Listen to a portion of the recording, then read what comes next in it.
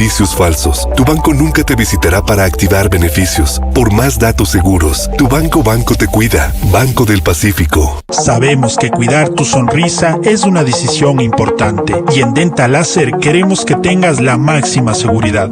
Por eso contamos con Second Opinion, la primera plataforma de inteligencia artificial dental en tiempo real, que nos ayuda a detectar con mayor precisión cualquier problema. Un diagnóstico respaldado por tecnología de última generación. Dental Láser, tecnología e innovación para tu tranquilidad. Fin de espacio promocional y publicitario. Esta es la revista de Opinión Democracia. Seriedad y credibilidad en todas partes.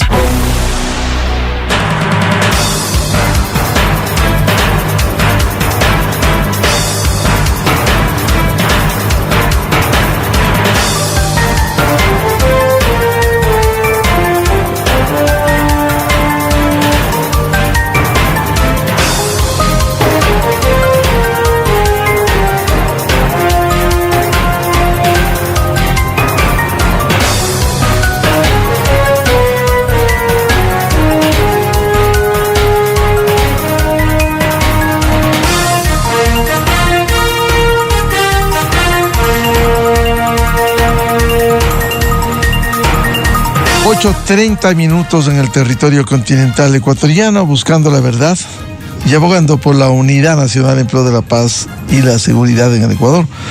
Queremos anunciarles, vamos a iniciar en los próximos minutos un diálogo con el vicepresidente del Consejo Nacional Electoral, ingeniero Enrique Pita, para hablar sobre el calendario electoral y las tareas que viene cumpliendo, una vez que la Corte Constitucional, por un lado, emitiera informes favorables para las reformas a la Constitución, artículo 5, para facilitar la ayuda militar extranjera en bases ecuatorianas, y por otro, las reformas a los artículos 110 y 115 de la Constitución, que elimina definitivamente el financiamiento del Estado ecuatoriano a las organizaciones políticas del país.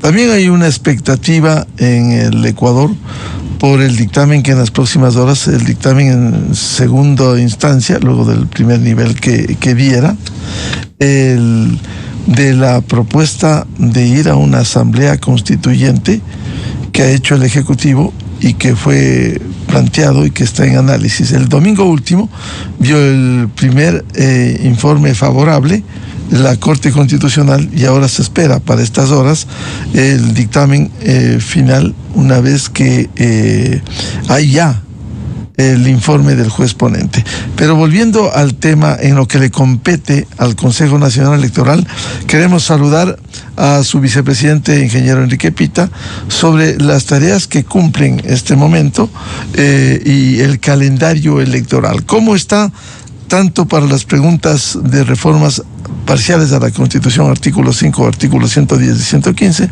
y luego hablaremos del trámite para la reforma, para la instalación de una asamblea constituyente? Ingeniero Pita, buen día.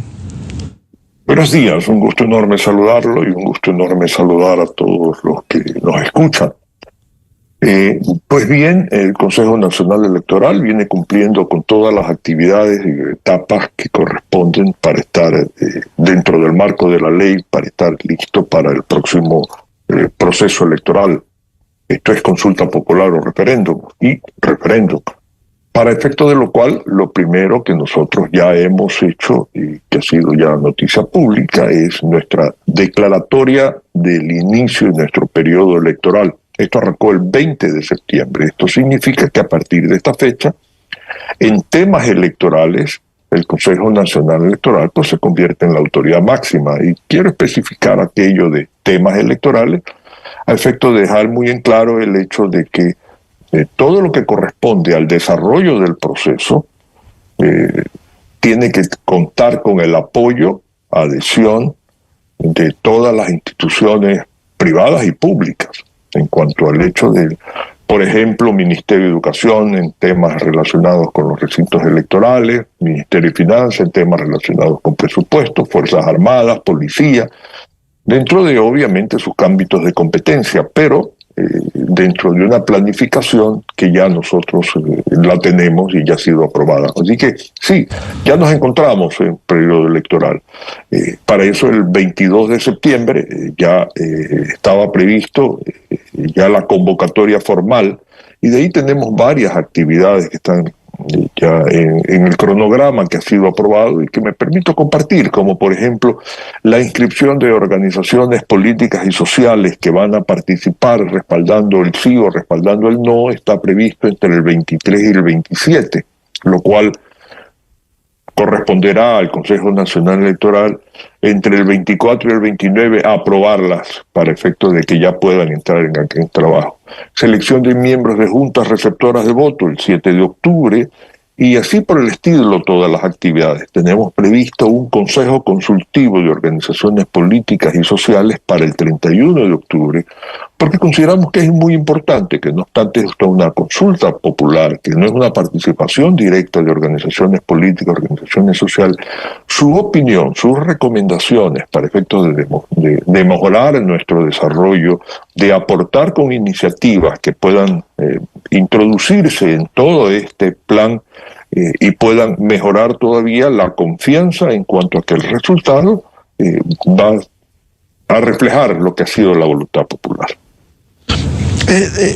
Bien, a ver, en el calendario, ¿se pudiera señalar que estamos ya inmersos en un proceso electoral o todavía no?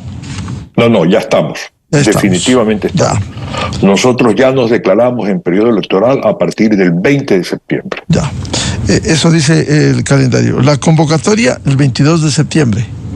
Es correcto, así va a ser. Entonces, del 23 al 27 estamos en este momento inscripciones de organizaciones políticas y sociales precisamente para el tema que va a ser materia de la consulta popular y el referéndum. Es correcto.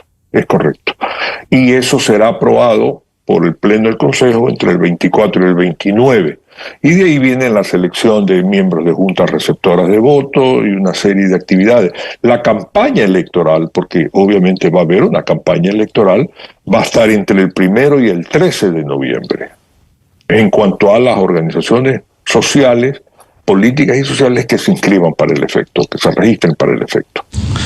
Esta campaña tendría que ver con las dos reformas constitucionales, la una el artículo 5, la otra la política 110 y 115, y de darse en las próximas horas del dictamen favorable estaría el tema de la convocatoria Asamblea Constituyente.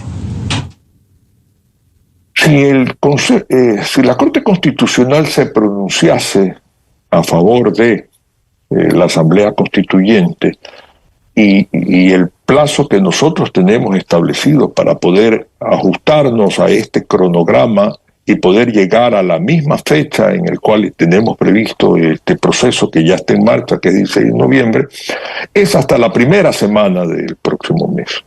A partir de de esa fecha ya sería imposible, ya tendríamos que hacer un cambio de programación y posiblemente escoger una fecha diferente. Ahora, el 31 de octubre, de acuerdo con el calendario electoral, está Consejo Consultivo con organizaciones políticas y sociales. Ya una vez pasado esta etapa, Corte Constitucional de la Constituyente y las dos reformas a la Constitución, sería parte de cómo, en este consejos consultivos, de cómo se viabiliza previo a la campaña electoral, partiendo de un hecho, que este sería el último proceso con financiamiento del Estado ecuatoriano para las organizaciones políticas, si es que en las urnas se ratifica la reforma propuesta por el Ejecutivo y que tiene el aval de la Corte Constitucional. Es correcto. Esa sería una consecuencia en caso de que la ciudadanía apruebe esta consulta que está incluida en el proyecto que el gobierno está llevando adelante. Importante destacar el hecho de que la participación de organizaciones políticas y organizaciones sociales en el Consejo Consultivo que se prevé llevar adelante es determinante, y es determinante por cuanto a la experiencia de las organizaciones políticas, en cuanto a las realidades en sitio y a muchas cosas que podrían pasársele por alto, porque Es muy normal que pueda suceder en cuanto a temas de carácter práctico, de carácter logístico, aportes que son muy importantes que los sectores políticos y los sectores sociales pueden hacer. Nosotros estamos abiertos a recibir esas opiniones y obviamente, de ser el caso y tener un marco legal y obviamente un marco económico también, poderlos llevar a la práctica. Para eso es que está previsto que el 31 de octubre va a haber ese consejo consultivo. Bien, la campaña será entonces virtualmente entre el 1 y 13 de noviembre. Es correcto, así está previsto.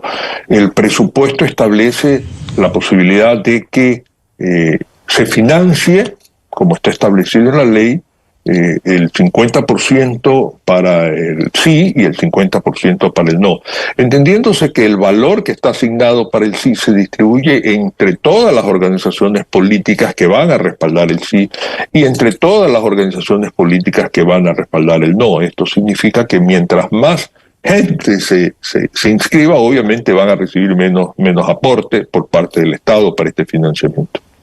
¿Y quiénes pueden inscribirse para hacer campaña? ¿Los que tengan habilitado derechos políticos, las organizaciones políticas, los movimientos políticos?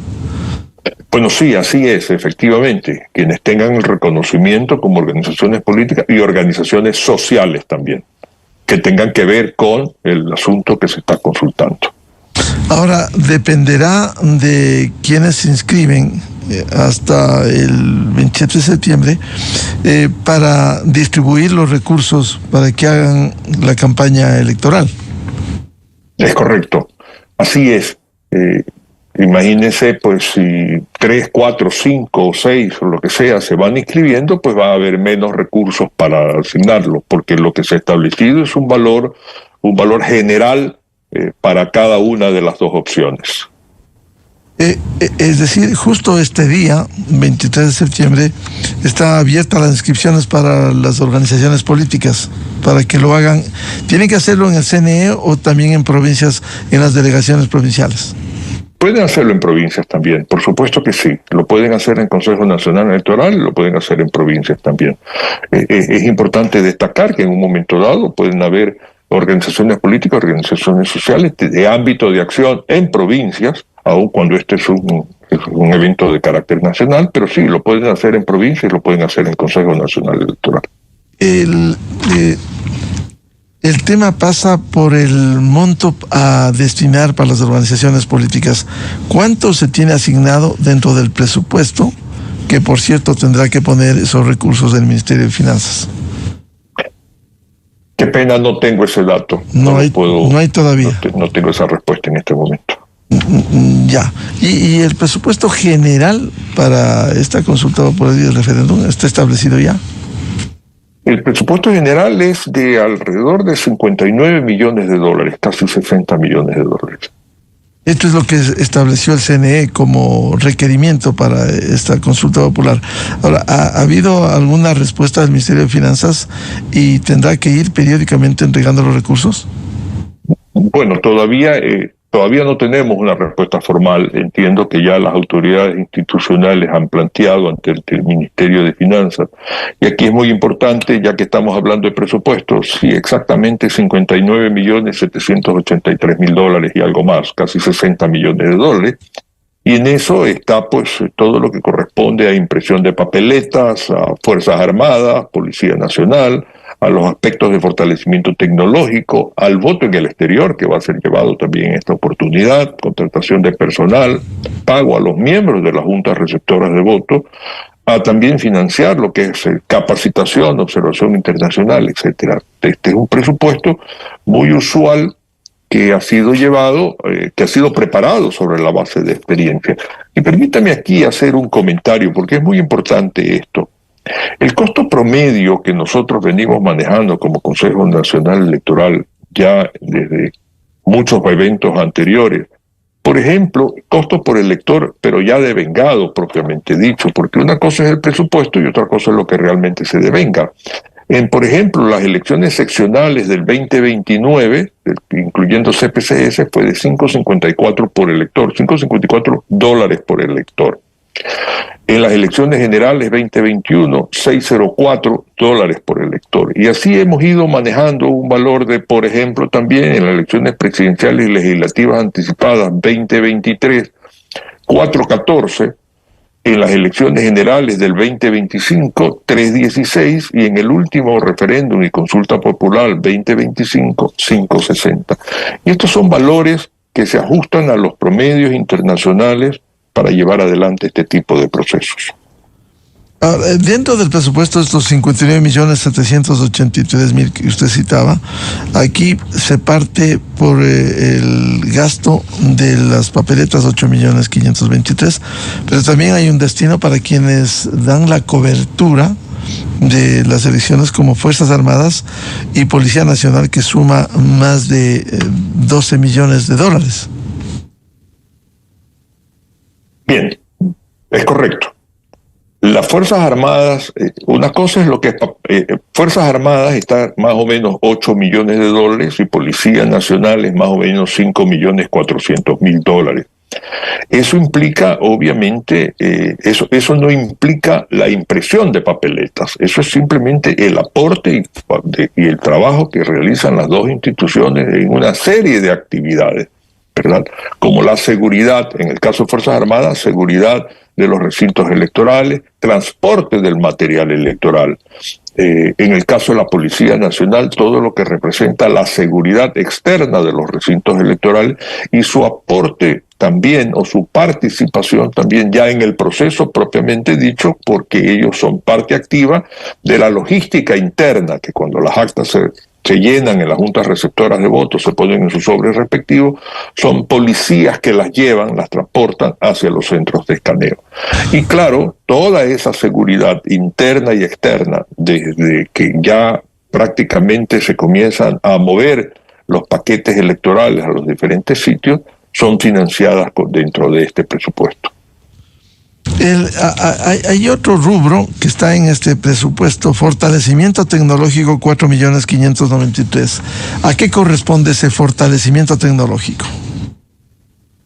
Nosotros en cada proceso electoral tenemos que ir evaluando la capacidad de nuestros equipos. Obviamente esto es un tema que lo hemos venido discutiendo internamente por el hecho de que tenemos equipos obsoletos. La necesidad de reemplazarlos. Nosotros no podemos en un momento dado, ya cuando la vida útil de nuestros equipos llega al máximo, no podemos nosotros seguir confiando en ellos, ¿verdad? Por otro lado, el fortalecimiento tecnológico implica también, obviamente, todo lo que es la contratación de los enlaces para efecto de la comunicación entre los sitios de escaneo con todo lo que corresponde a las diferentes delegaciones donde se produce, pues obviamente, la acumulación de datos conforme va llegando. Es decir, todo este aspecto tecnológico es lo que está previsto en este presupuesto. El tema del talento humano también, hay un destino de 19.851.000. ¿A qué corresponde cuando se señala talento humano? Nuestra planta, primero, nosotros tenemos que contratar cerca de 40.000 personas para trabajar en un proceso electoral. Esto implica que son gentes que trabajan desde, por ejemplo, los coordinadores de mesa, los coordinadores de recinto, que pueden trabajar 15 días, hay otros que trabajan un mes, hay otros que trabajan 6 meses, en el área de capacitación, en las áreas tecnológicas de cada una de las delegaciones y obviamente también en la matriz. Esto implica una contratación fuerte, muy fuerte de personas para efecto de poder tener toda la infraestructura lista y toda la operatividad en funcionamiento. Son personas que son contratadas desde 15 días hasta 6 meses, que es el plazo máximo, ¿verdad? Son la gente que va a hacer capacitación también en los diferentes sitios, etcétera, etcétera. Y esto no es en la planta central, definitivamente no. Es en las 24 delegaciones de todo el país. Y el rubro que dice pago a las juntas receptoras del voto, 3.533.000, ¿a qué corresponde? Eso es diferente. Es lo que se le reconoce a los miembros de las juntas receptoras de voto por estar presentes ese día. Ahora, hay un rubro muy importante que se relaciona con campañas de información al ciudadano, 3.682.000. ¿Cómo se va a hacer pedagogía para que el ciudadano concurra, al menos en esta ocasión, a las urnas, consciente, libre, pero consciente a lo que va en una consulta popular importante? El Consejo Nacional Electoral hace su mejor esfuerzo en difundir en todos los medios posibles, prensa, radio, televisión y hoy redes sociales, el mensaje, primero a las personas, a los ciudadanos, para que participen en el proceso, la importancia que significa estar presente, que con su voluntad, con su voto decidan qué es lo que le conviene al país, de tal manera de que sean corresponsables de un resultado. Primera cosa, es una campaña de motivación y de incentivación al ciudadano para que participe. Por otro lado, hay una campaña de capacitación también al ciudadano de cómo votar, porque es muy importante también. Mientras más capacitados estén los ciudadanos de cómo votar, menos inconsistencias numéricas y los resultados se pueden reflejar mucho más rápido y las dudas que pueden haber sobre el proceso propiamente dicho van a disminuirse.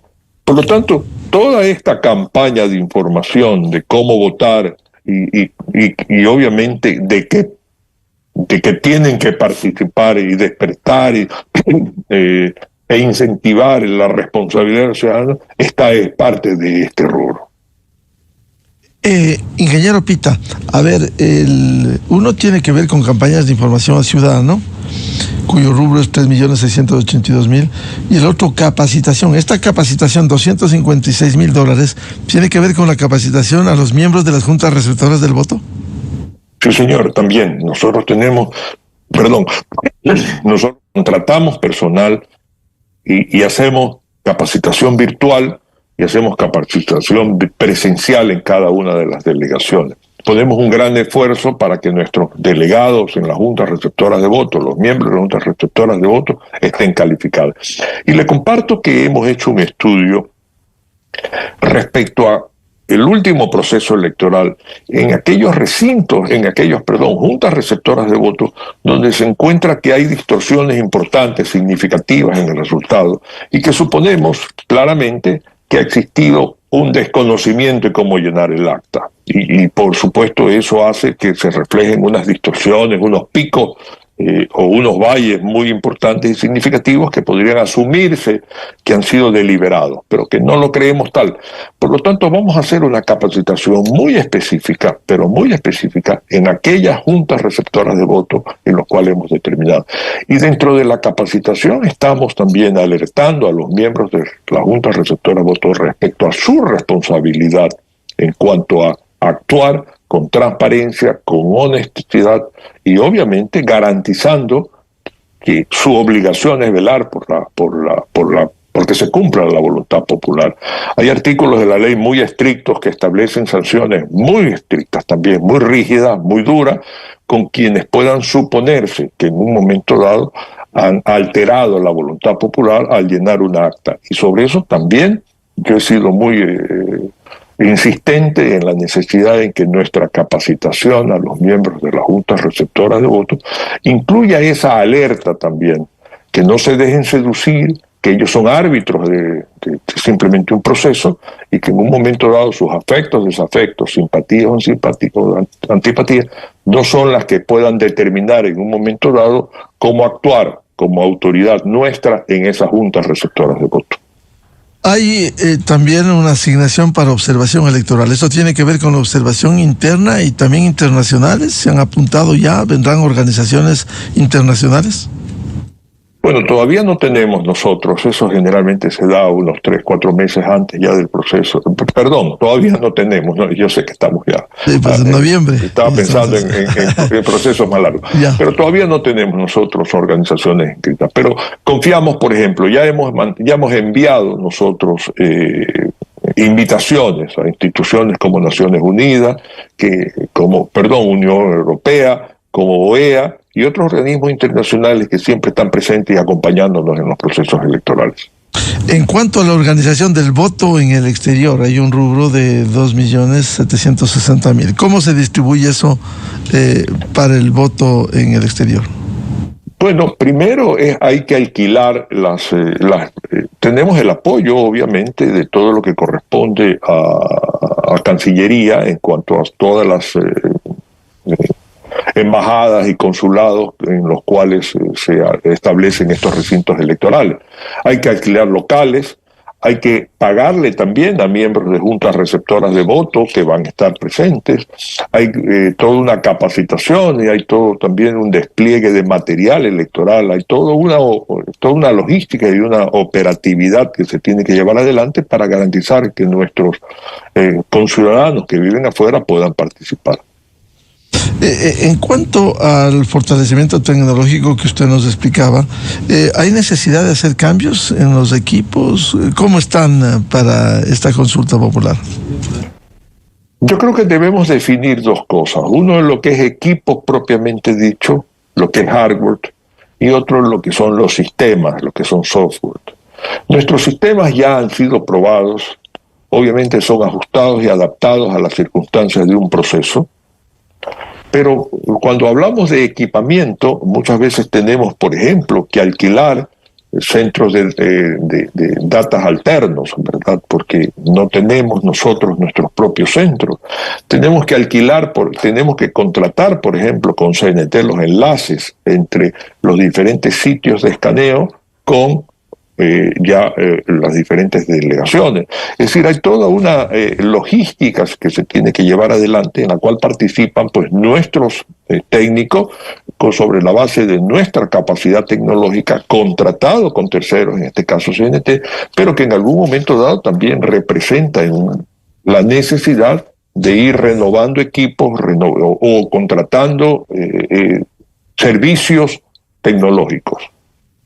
¿Y cómo está el padrón electoral? ¿Servirá el de las elecciones de abril pasado? ¿Se ha depurado? ¿Se ha actualizado? Nosotros acabamos de cerrar, no tengo la fecha exacta, pero creo que hace un mes veníamos precisamente suponiendo la actualización veníamos cerrando el padrón. Lo cerramos creo que hace un mes, el último padrón, y con ese es el que vamos a ir.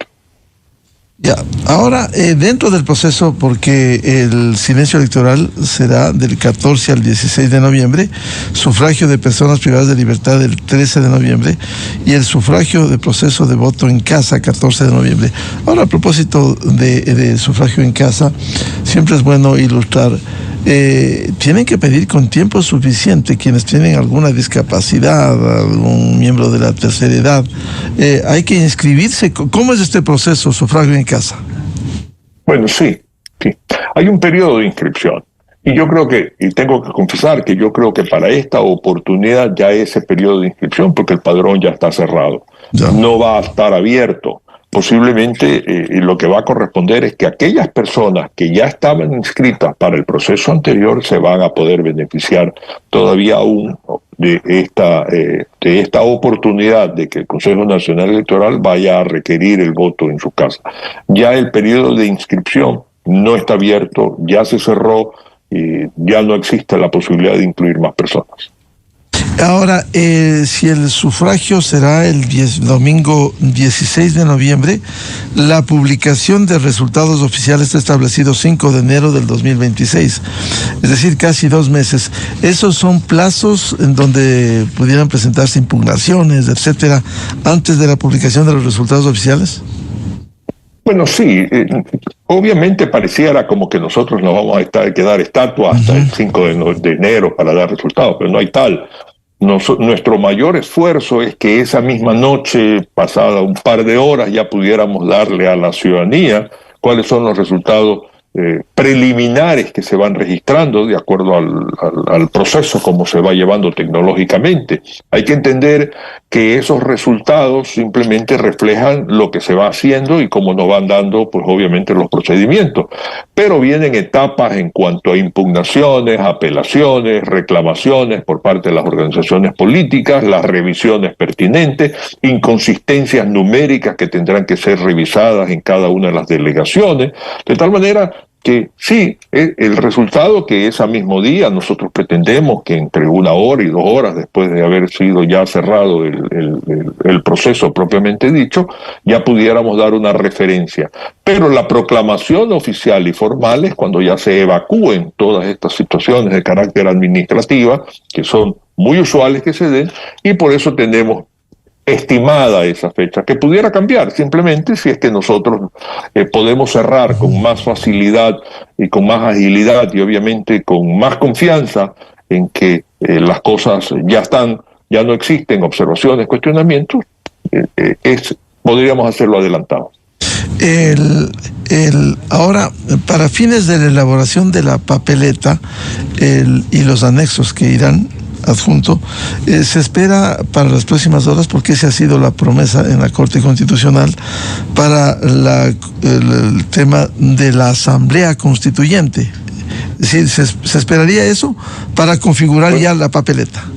Claro, definitivamente. Tenemos nosotros que tener ya las aprobaciones que corresponden por parte de la Corte Constitucional en cuanto al texto de la pregunta y en cuanto al texto de los anexos, para en ese momento, si bien es cierto, venimos diagramando, haciendo ejercicios sobre posibilidades y alternativas para que no nos coja de sorpresa, pero en el momento que tengamos los textos definitivos, tanto de la pregunta como de sus anexos, es que nosotros ya vamos a poder elaborar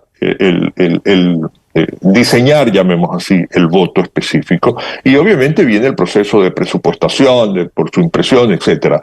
Pero lo que tenemos que hacer es prepararnos, sí, y lo estamos haciendo, pero esperar pronunciamientos por parte de la Corte Constitucional. Efectivamente. Y las garantías de este proceso, incluso de los resultados, porque no faltan perdedores que se inventan teorías como el de la tinta voladora, algo inadmisible en eso, pero plenas garantías para exhibir los resultados que el pueblo ecuatoriano exprese en las urnas. No hay proceso electoral, y resalto aquello, no existe o no ha existido proceso electoral en el que no hayamos abierto nosotros la oportunidad que las organizaciones políticas y que las organizaciones sociales puedan acreditar veedores en cada una o para estar en las juntas receptoras de voto y posteriormente en las diferentes delegaciones para ver todo el proceso, cómo se lleva adelante. Acreditamos o permitimos acreditar a las organizaciones políticas, organizaciones sociales, técnicos que puedan ir mirando cómo se va llevando el desarrollo tecnológico. Hacemos estos consejos consultivos para participar, informar y para recabar también información por parte de las juntas de las organizaciones políticas y sociales. Permitimos que las organizaciones políticas, cuando tengan una observación o objeción de algún dato que ha sido ingresado en nuestro sistema, en las audiencias públicas de escrutinio, con la hoja con la cual ellos pudieron haber recatado en su junta receptora de voto, puedan plantear un cuestionamiento y un reclamo para efecto de corregir si el caso es necesario, porque hay una información que ha sido ingresada erróneamente. Esto es, nosotros abrimos el proceso en todas nuestras instancias, en todas nuestras posibilidades, de tal manera que vamos mostrando qué es lo que hacemos. Y es la confianza que le podemos dar a la ciudadanía y a las organizaciones políticas de la transparencia con la que se actúa el Consejo Nacional Electoral. De ahí para adelante es la práctica en este país el hecho de que el cuestionar un resultado tiene que ver mucho con una justificación por parte de un resultado que particularmente ha podido tener una organización política o un candidato, pero no refleja realmente la transparencia. Obviamente no van a decir, no gané porque no tengo los votos, no gané porque alguien no me permitió ganar, y obviamente el primer responsable es el Consejo Nacional Electoral. Bien, muchas gracias, como siempre, la atención al vicepresidente del Consejo Nacional Electoral, ingeniero Enrique Pita. Gracias, Enrique. Siempre a sus órdenes. Muy Un amable. gusto enorme. Gracias. Muy amable. Con esto cerramos la jornada de entrevistas y debates, la opinión diversa y libre en la revista de Opinión Democracia. Les recomendamos, ya viene en Exa FM el show de la papaya, y a los miles de seguidores de la revista de Opinión Democracia les deseamos un feliz martes a todos. Muy buen día. Desde 1984 con Gonzalo Rosero. La revista de Opinión Democracia. Siempre líderes, siempre